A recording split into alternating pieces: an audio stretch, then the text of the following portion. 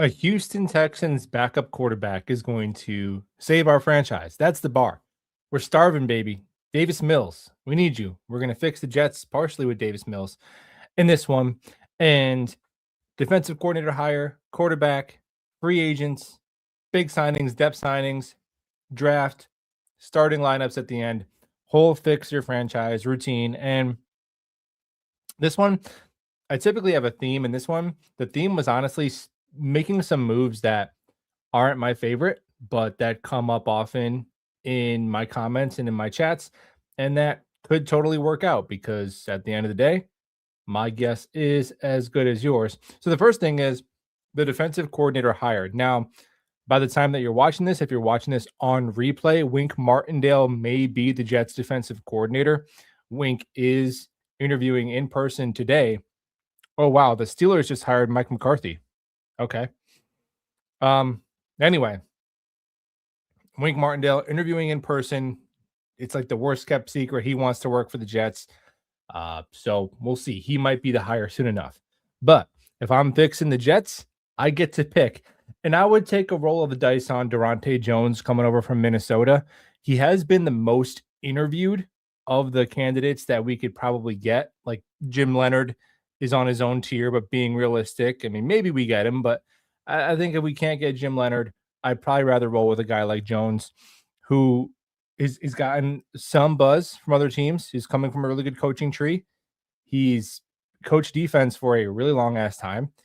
And he runs a 3-4. So at least just making that decision in this fake scenario will give us a baseline of what kind of defense we're going to be running.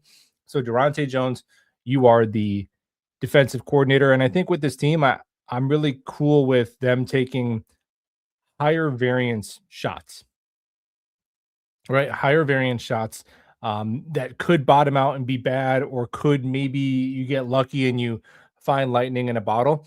I'd rather them do that than go with the known below average, right? Like Geno Smith. Would it be terrible? I mean, maybe. Like, he's a known below average. Kyler Murray is most likely a known below average. Kirk Cousins, no. Like, that's why if they want to take a shot on Malik Willis, if they want to draft Ty Simpson at 16 over run stuff McGee, I do not care. Who cares? You see people crashing out over all these options, and it's like you're getting Marcus Mariota. We can't get that guy. He'd be a disaster. It's like you're getting Mariota, man. The baseline is Mariota. Anyway, so Durante Jones, you are the DC. Now, we're going to trade for Bridgie McBridgerton in this one. We're going to trade for Davis Mills, a 5th and a 6th round pick, go to Houston for Davis Mills. Now, again, the theme of this mock draft, let me get Davis Mills on the screen here. Can we get him on the screen? There he is. There's our guy, our Timu Trevor Lawrence in all of his glory.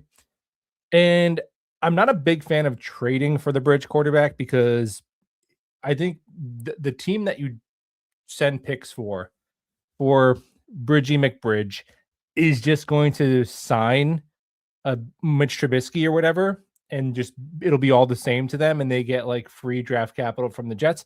But it is within the realm of possibilities. And if they're going to do it, if they're going to trade for a quarterback that's already under contract, I don't want it to be Mac Jones.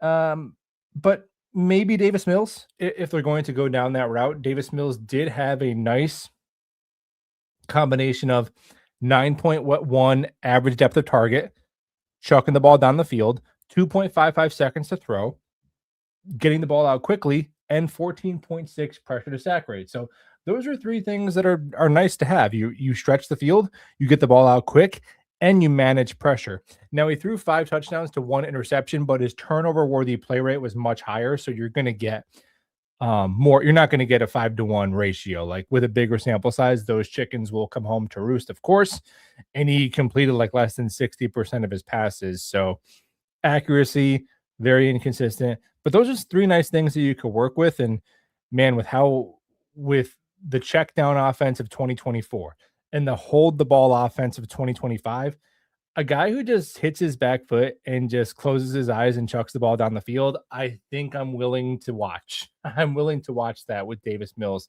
And the 27-year-old gets a shot as a potential medium-term solution with the New York Jets. There you go. Now, after that, We're going to make a trade. I am going to see if the offer still stands for Jermaine Johnson. So, I'm going to trade Jermaine Johnson in this one. Right? Allegedly, the Jets could have had a third round pick at the deadline. Maybe it's less than that now. Maybe like the Titans have a really high third round pick. So let's call it the Jets send Jermaine in a sixth for that third. I would do that. Um, it's at least within the realm of options I could get behind. And the Jets will have to decide on extending him or letting him walk a year from now. So if you could cash in a day 2 pick and unload his $15 million salary now, I think it's something that the Jets should, consider. And it could be a win-win move. Like he could bounce back the second year from the Achilles, which is obviously it's like a 2-year injury. As long as you're young enough. If you're old, it's a career-ending injury. But and then, down the line, he's having a success in Tennessee back with old Bob Saleh. And the Jets have a third round pick for their trouble, and they're going to use some of that money they saved to actually reinvest in the edge room for a player who's never torn their Achilles, and they get some draft capital to boot. So in this one, Jermaine Johnson is getting ready to learn. Nashville barbecue. Just really, really nothing this year from Jermaine. Hoping down the stretch he would at least show something. As that Achilles injury became, 14 months, 15 months in the rearview mirror, but it never quite came to fruition. Next up, traded Jermaine. We got to bring back some of our players. So 3 priority re-signs to me. Pretty chalk one would be the Jets re-signing running back Breece Hall. If they don't, whatever. But if they don't, you probably should have traded him, right? But Breece he's good. He's a good back. I actually think he had a better season than most Jet fans are giving him credit for. He's kind of become, he was at one point the most overrated Jet. But if you ask somebody who is the most overrated Jet, everyone says Breece Hall. So that by definition, he cannot be overrated if everyone says he's overrated. Once somebody is called the unsung hero, they no longer are. Right? 7th by the nerds in running backs in the NFL last year. Just over 1,000 yards. But even some things like the yards after contact was above average. 4.4 rushing yards per attempt. He was good in the pass game. He was actually pretty solid in blitz pickup. The fumbles and the drop issues that plagued him in 2024 were gone. So Breece Hall is a good starting running back, and if you could pay him like a good starting running back and not open up another hole, why not? Why not bring back Breece Hall?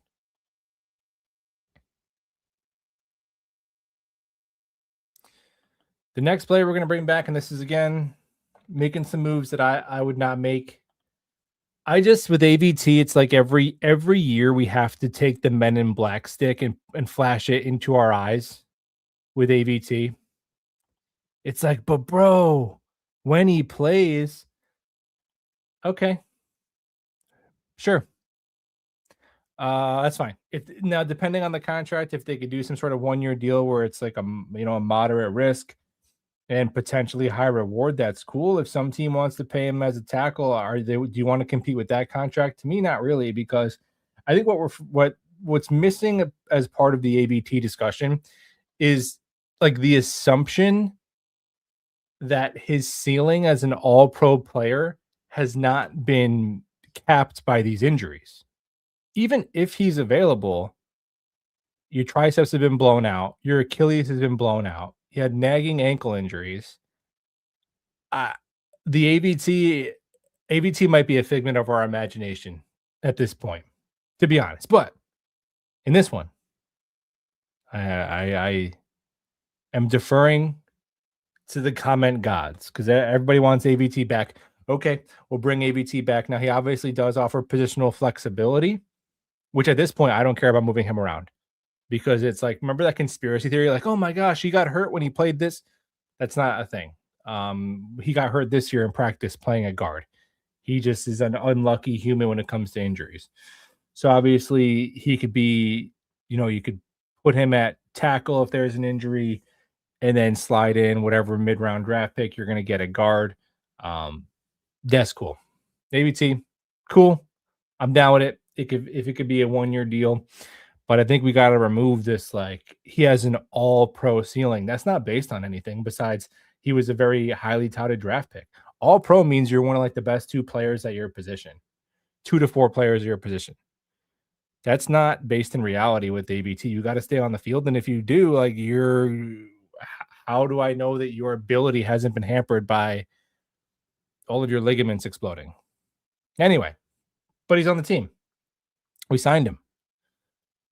We'll hope for the best. With ABC, obviously, you have to fortify it with some depth, but it's kind of chasing the ceiling of the offensive line. And John Simpson's penalties have added up to the point where I think you could willingly take the risk, where if John Simpson was more solid, maybe you wouldn't want to make this trade-off, but I think it's okay to take a shot. And then the final priority re-signing will be Nick Folk, which I don't need to bring up his PFF. I don't think. I think we all kind of know Nick Folk is awesome. Let's bring him back. Need him back. Come on, Nick. You don't even have to be in shape. You ain't got to do training camp, Nick. Just bring that leg, my man. So now we're going to add some free agents from other teams. And we're going to pencil in. He's just got to make every fix the Jets at this point. John Franklin Myers. He's just part of it. JFM, no matter what you need. Are you running a 4-3? Great. You need JFM. You're running a 4-3? Awesome. You need JFM. What did you have for breakfast? Cool. You need JFM. Who are you going to draft? Awesome. He can play next to JFM. Who are you going to sign? Great. He can rotate in with JFM. There is no, everyone in their life needs a JFM. All right. We're going to bring in JFM. Now, this is very seamless because we hired Durante Jones in this imaginary scenario. He runs a 3-4. JFM, he could play either way. He could do a base end and then inside DPR in an even front, but he can also be a full-time 5-tech in an odd front. That's what he did in Denver the last 2 years, 8 sacks each of the last 2 years. So you bring him in. He's still 29, so you can give him a 2-year deal, 3-year deal with 2 years guaranteed, essentially a 2-year deal. And JFM comes in as a full-time starting odd front defensive end. Right, so like he and then Juwan Briggs would be the interior defensive lineman with Harrison Phillips as the nose tackle. That's how it shakes out. We're going to add some more defensive talent, but he drops in and he's a big help in all phases. Durable, versatile, good guy in the locker room. JFM is going to make every damn fix the Jets version until he comes home. Yeah, JFM probably will go to the Titans. You're probably right about that. So there's JFM. I'm going to add another pretty big defensive lineman in a second, but let's go to wide receiver. Let's go to wide receiver and safety, 2 players who have not made a fix the Jets on this channel yet. But I think this guy's a really good fit if he'd be down to join us. Romeo Doubs. Doubs. It looks like it's spelled Doubs, but I think it's Dobbs. Now, Romeo Doubs is the quintessential wide receiver too. He is a perfectly capable secondary wide receiver. He's 25 years old, so you're not worried about giving him a 3-year deal. He has positional versatility and that he has decent alignment variance between the Z, the X, and the slot. So there's no real factor there. He's not pigeonholed into any place. But basically, he's probably your Z with Garrett getting a lot of work in the slot, and then AD Mitchell as your X as of right now. We'll add to the room, but a lot of good teams, a Romeo Doubs version as their wide receiver too is fine. Like, look at a lot of the teams that are in the playoffs. I mean, yes, you have examples like the Bears and the Rams who are loaded at skill positions, and that should be the goal. Like, there's no reason not to pursue that. But the minimum effective dose of weapons is actually lower than I think a lot of us assume, given that you have a quarterback, an offensive line, and a coach, right? I mean, if you have those things, your offense is probably going to be fine.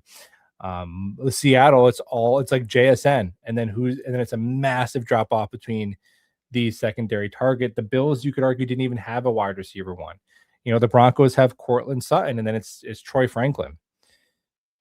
The Patriots, it's like Booty, who I know has had a nice season, but if the Jets signed Booty, everyone would say it wouldn't be enough. Doubs obviously was their, number two, sometimes their featured receiver. 724 yards, 6 touchdowns. He is the wide receiver too. Free agent, Romeo Doubs. Probably be pretty expensive. It is free agency, it is wide receiver, so probably more money than you think, like it always goes, but there you have it. Now, defensive back, we're going to go pick off a good defense. We're going to go to Seattle's defense here, and we're going to get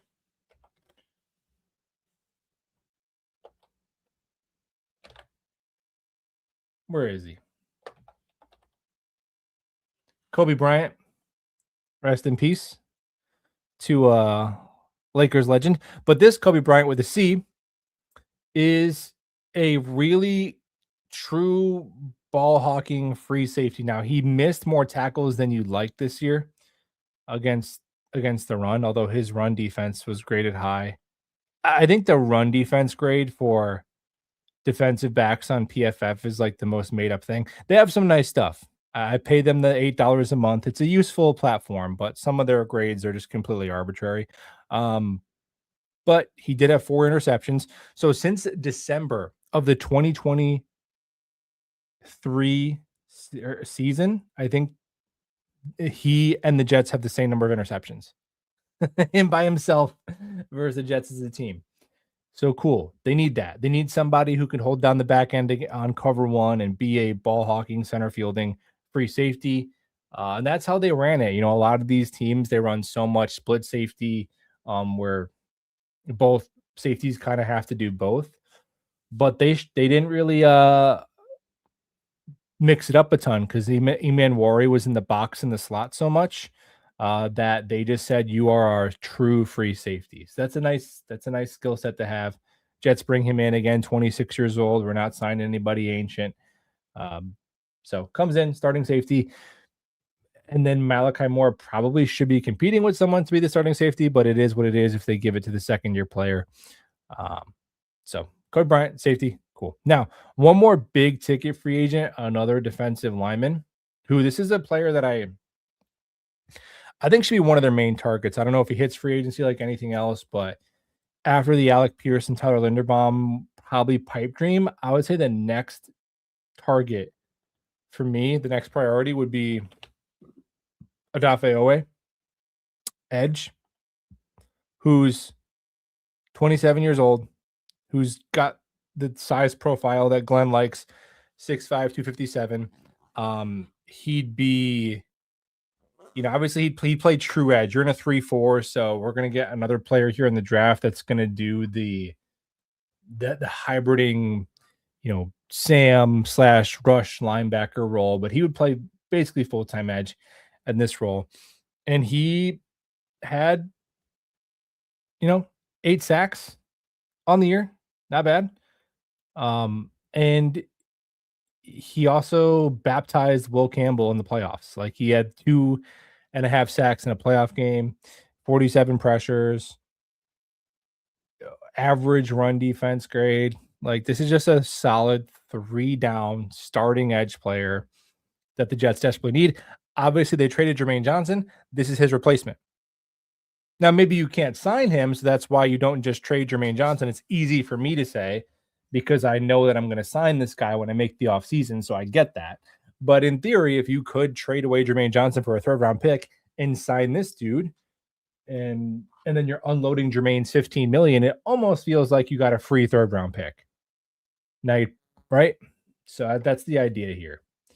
And it's not that he is way more talented than Jermaine. It's just that he's never torn his Achilles and he's not on an expiring contract. So that's kind of the logic here.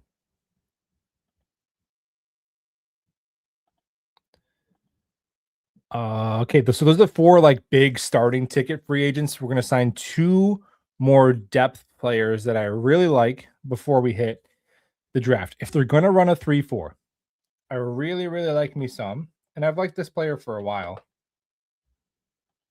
Sebastian Joseph Day. He's always a free agent. I always want the Jets to sign him.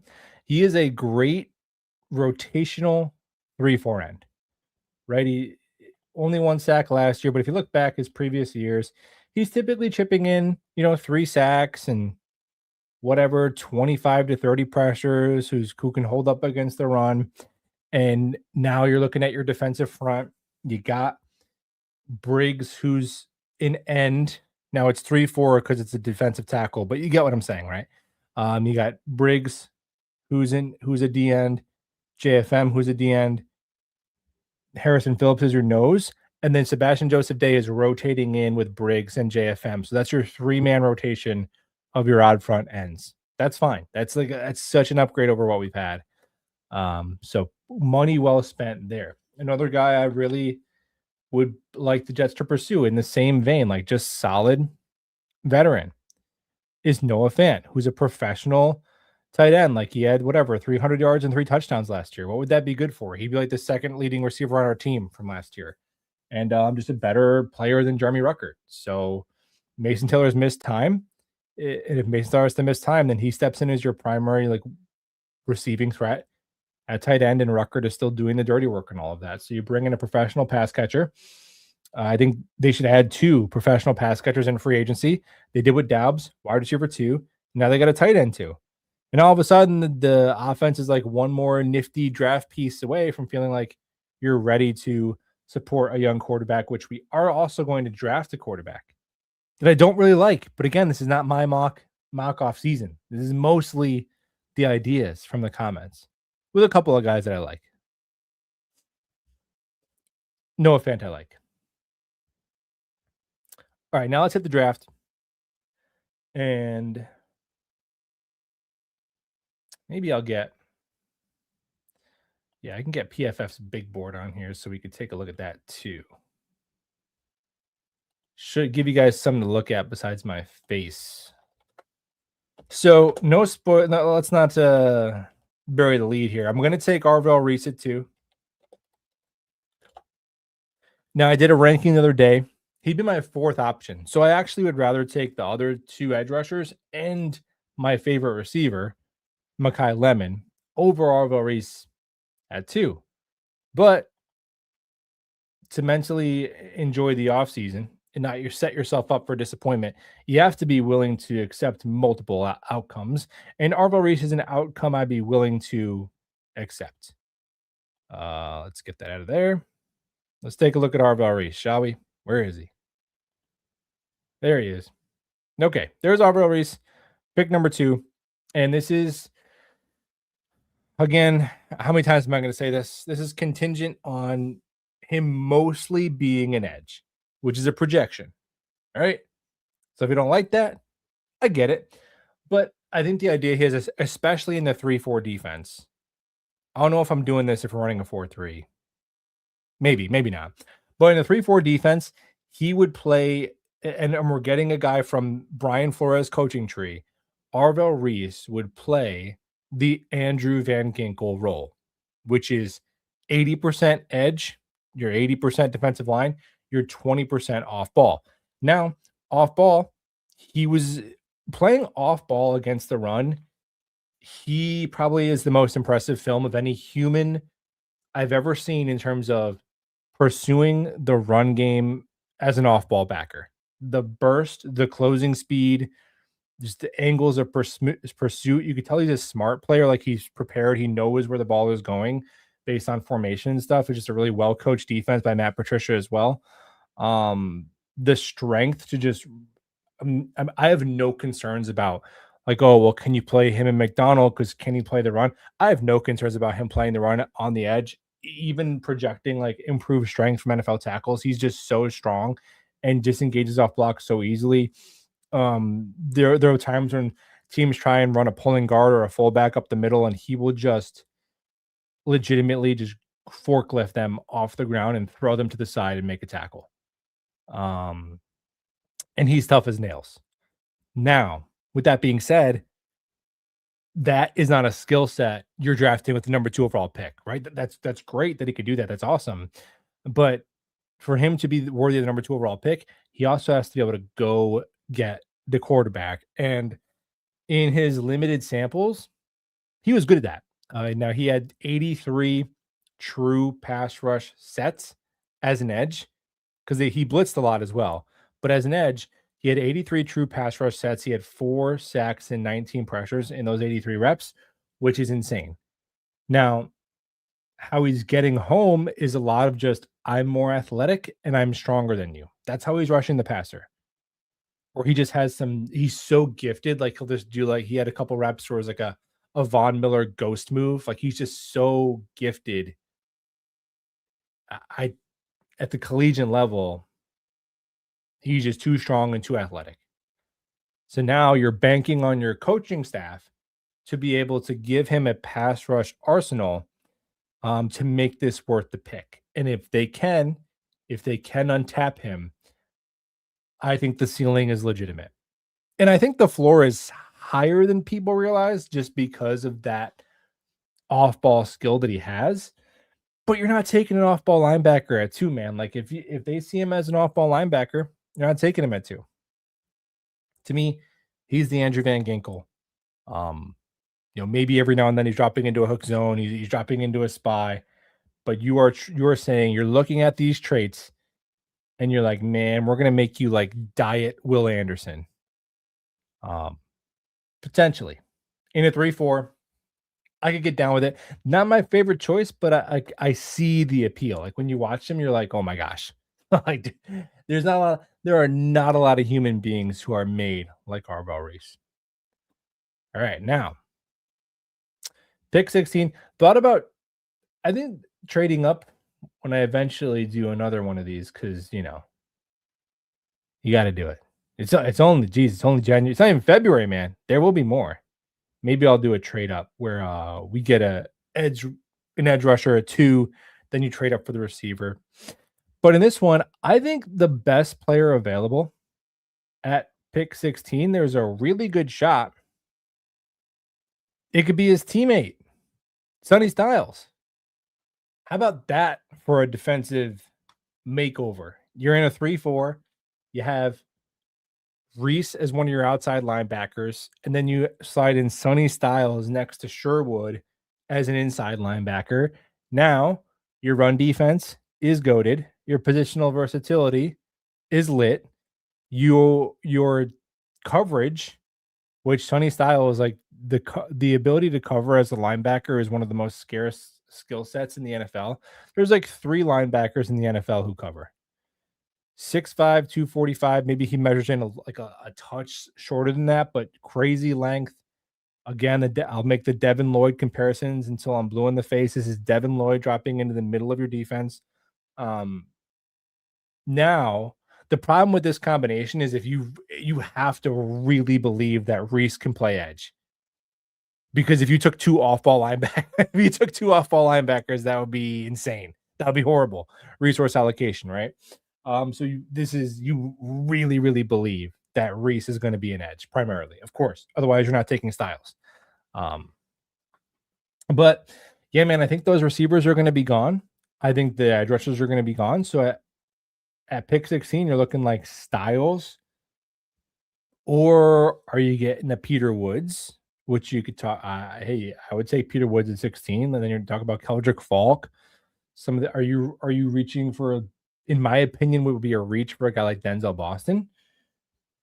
A lot of options, but I go BPA, and the defense gets a massive facelift, bringing in Adafe and JFM in free agency on the defensive front, adding Reese and Styles. You now have 4 new starters in your front 7 and a free safety. So you have 5 new starters on a defense that desperately, desperately needed it. Styles drops in. And I think signing Daubs as a free agent kind of gives us the flexibility to be okay leaving round 1 without a receiver. I'm going to get a receiver shortly. Not with the next pick, though.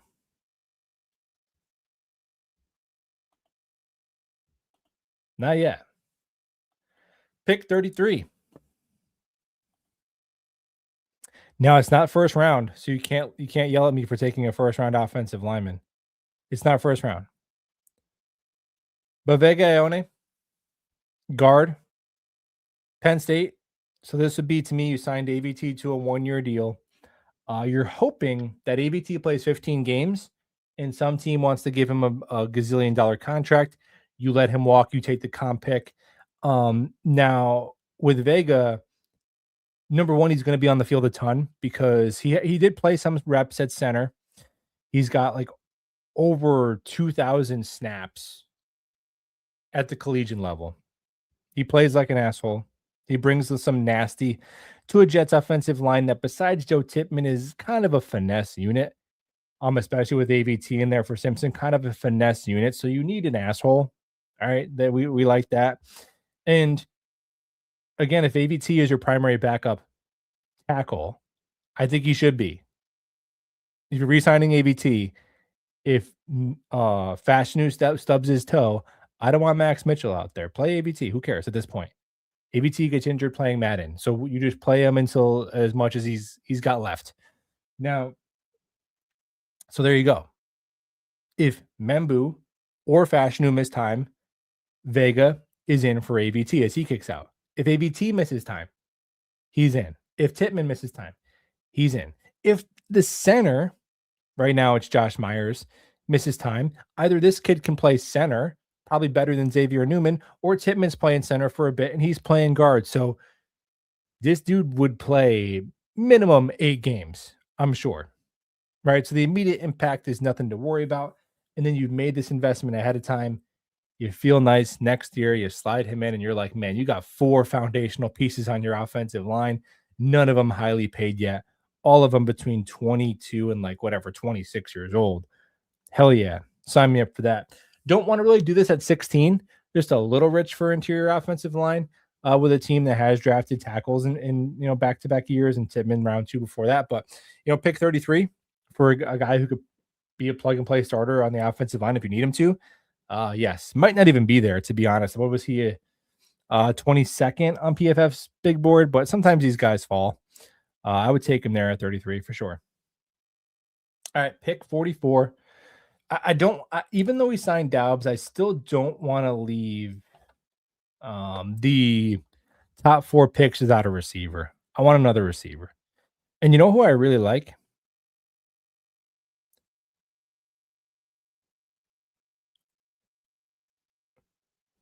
Where's receivers?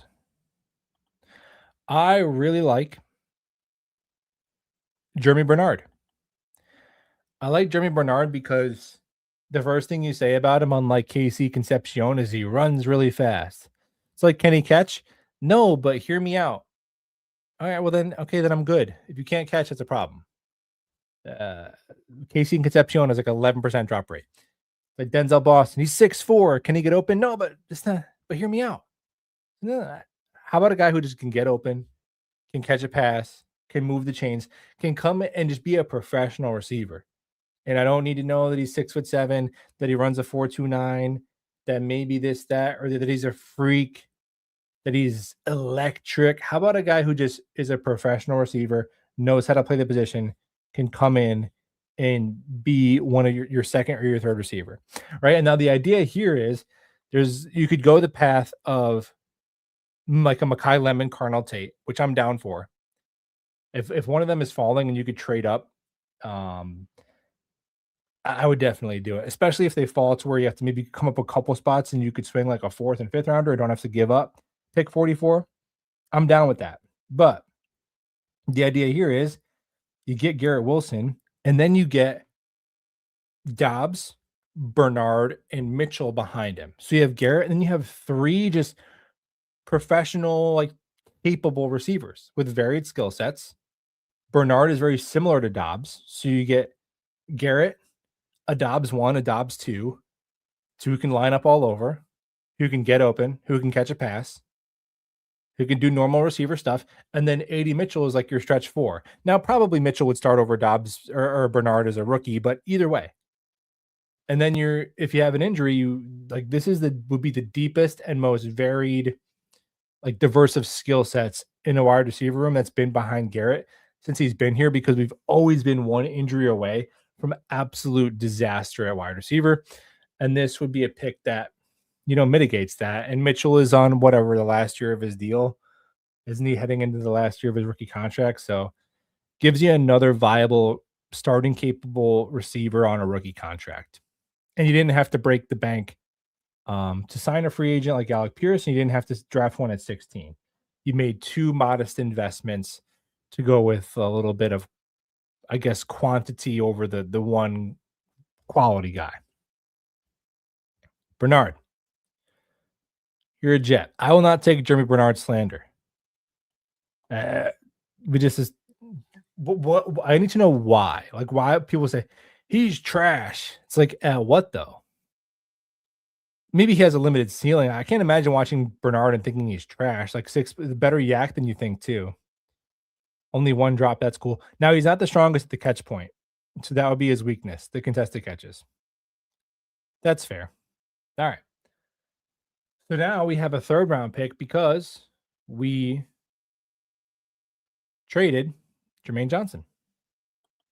So who should we take now? This is where I'm going to go. I'm going to get on the Nuss bus. Fine. I'll do it. 82 overall player. Yeah, I just think this is so pick 32 we got, or the third round pick we got. I don't think Garrett Nussmeier can make it to the fourth round. So I'll take him in the third round here. And there are some things about Garrett Nussmeier that I liked, that appealed to me about Tyler Shuck last year. Now, Tyler Shuck is like 6'5", so that's a massive difference there. But with Nussmeier, he's played a crap ton of football. Obviously, his dad is an offensive coordinator in the NFL, coach's kid. The intellectual part of the game should be squared away. He's had over 50 starts in his career. He played like a dude who was going to get drafted in the first round in 2024. Fell off this year, had an oblique injury. Now with Nuss, he has game manager traits, but he plays like a gunslinger, and he's small. So there's definitely a capped ceiling. There's just no way he's ever going to be like a top 10 quarterback, right? But he could come with a decent floor where maybe he's respectable, like and playable right away. And then between him and Mills, you have two moderate investments that can kind of give you a playable situation. And if he's playable for a couple of years, and then you don't want to be the sucker that pays him like big crazy money, that's fine. Like if Nussmeier does a Shuck season, he will be in the Jets Ring of Honor, right? I like a lot of things about he's just, man, I have to see what he measures at.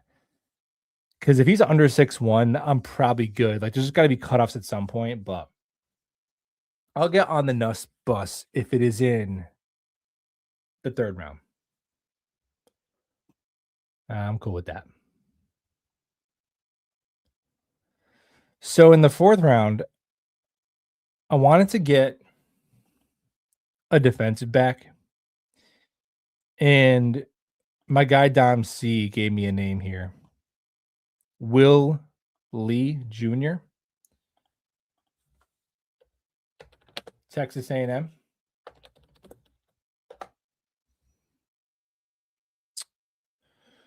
Oh, come on.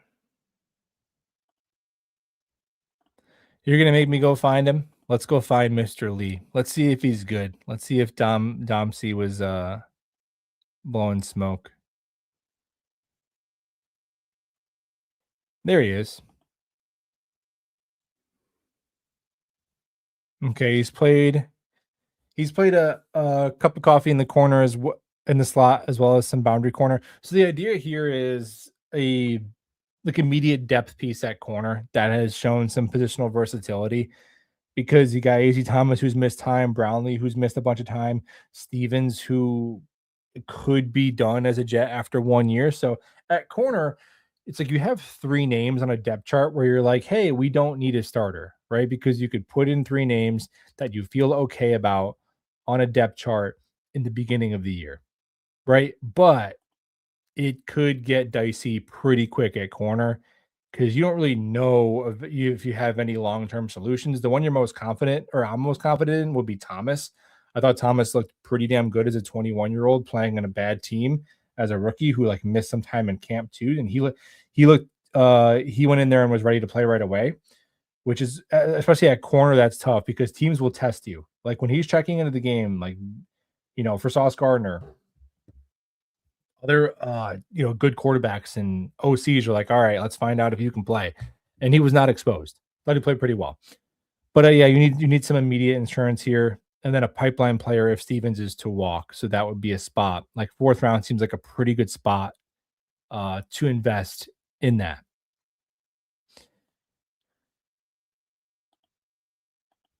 In terms of the rest of the draft, as I typically do in these fix your Jets versions, my knowledge of the draft goes like 100 players deep.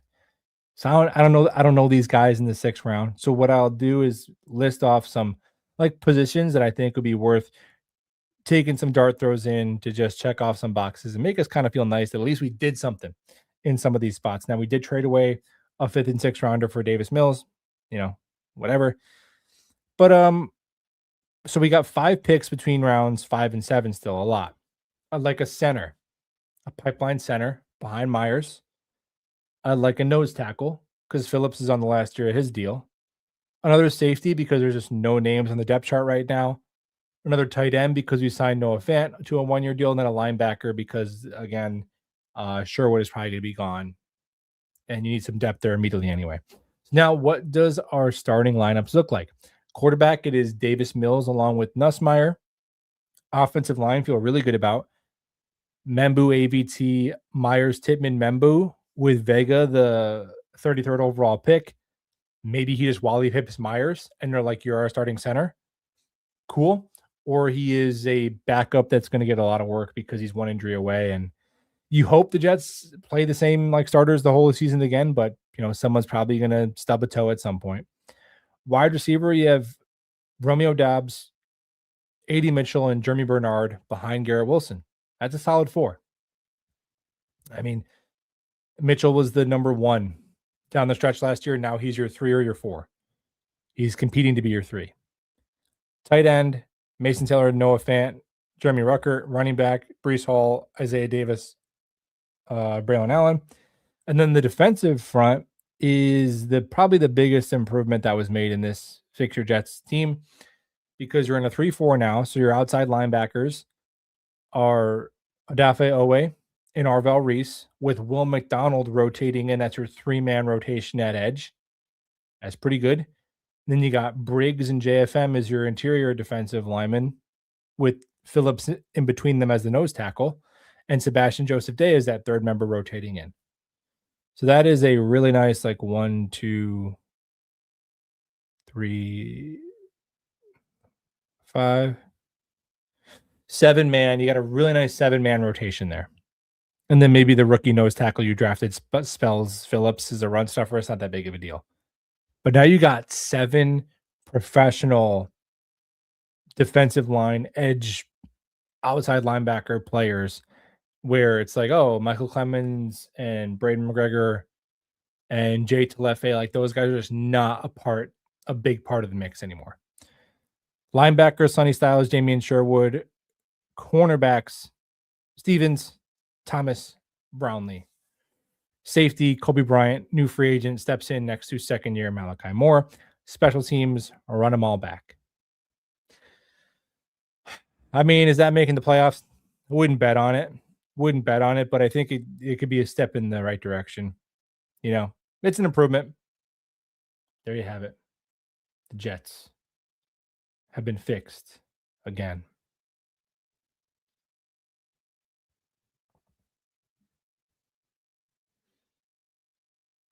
Reese is only 20 years old and had very high football IQ, more linebacker, more pound for pound strength than probably any other player in the draft. I think that is definitely true. Bain to me is a little bit more just I feel like I know more what I'm getting, but the measurements might matter. I think we've almost gone too far in saying like I don't care at all what his arms are, and it's like, well, when it's this close with the number 2 pick, like that could be a tiebreaker if they don't want to bet on a historic outlier and a metric that does kind of matter, how long you can reach your arms on the edge. I mean, And if he runs a 3-cone and that's slow, because that has a massive correlation with edge rushers and their 3-cone, and he's like a historical outlier at 2 of the key measurements, and they love this other player who, like, like, let's say, like, their film grade, Bane is a 92, and this other player's film grade is a 91. That could definitely be the tiebreaker that makes them go with another player. So we'll see. Reese is definitely an option at number 2. He's probably the betting favorite and the mock draft favorite. I'm a little bit lower, probably on Reese and higher on Bane than the general mock draft consensus, but I think most Jet fans are too. Because Jet fans know we don't know a lot of things, but typically, like, you get a sense of the first round. I think we've had a pretty good pulse on it since Zach Wilson, because Zach Wilson was a popular choice. But since then, we've known just as well as the GM. Jets, you guys would have drafted JSN over Will McDonald, right? Maybe you would have taken Warren over Membu or Bowers over Fashanu, but those are all good players. Thankfully, the Falcons denied the Jets trading up for Rome Odunze, who's not very good. So trading up for Rome Odunze as opposed to trading back for Olu Fashanu, we got lucky there that the Cardinals denied our trade.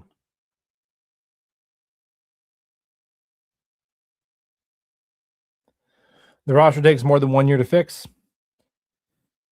Yeah. Yeah, but I think you should never be more than like a year away from being a normal team, though, at the same time, especially when you have in a non-typical amount of resources like they do now. Let's hope our front office is listening. They might be. But I'll leave it there. Somewhat quick. Fix the Jets. Appreciate you guys listening as always. If you want to hit the thumbs up on your way out, that would be cool. We will talk about soon.